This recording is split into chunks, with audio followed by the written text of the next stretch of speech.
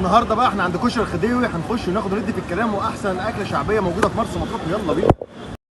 حرفيا كده من فتره مش بعيده قوي ومش قريبه قوي، لما كنت تحب تاكل طبق كشري وانت موجود في مرسى مطروح، كنت تنزل اسكندريه يا تنزل القاهره. بلد الكشري بامانه كانت مطروح قليله قوي ان انت تاكل فيها طبق كشري ممتاز، لحد ما ظهر لنا عمك الخديوي. بصراحه من افضل وانظف المطاعم الموجوده في مرسى مطروح، خدمه، نظافه، سرعه في الشغل. وطب بصراحه كده يعني هو الكشري ان انت تخش تتفرج على الناس الجميله دي وهي بتعبي، والسرعه في الاداء، شويه بصل محترمين على شويه عدس محترمين، والدنيا معلم في السرعه. ربنا يبارك للناس وصناعيه الكشري الجمال اللي انت تقعد تستمتع بيهم وهم بيعملوا الكشري.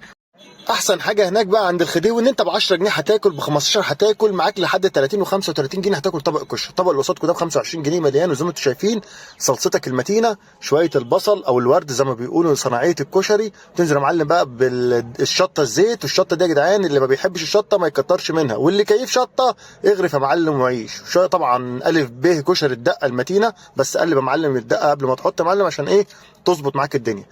والاهم من ده كله ان انت تقلب الكشري. الكشري الف ب ان انت تقلب من تحت لفوق ومن فوق لتحت عشان تستمتع بطعم الكشري.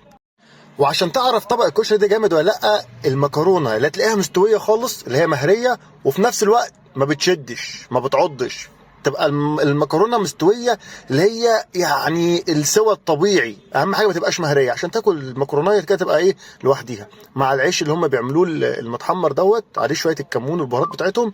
بصراحه جامد. غمس يا معلم في الزيت واضرب. اجمل اكله شعبيه رخيصه ممكن تاكلها في مطروح لحد اخر معلقه. وهات لي شويه الدقه دول يا معلم. بصراحه كشري الخديوي في مطروح متميز ان هو ثابت على جودته بقاله فتره، ربنا يبارك لهم. وان شاء الله اشوفكم في فيديو تاني جديد قريب باذن الله.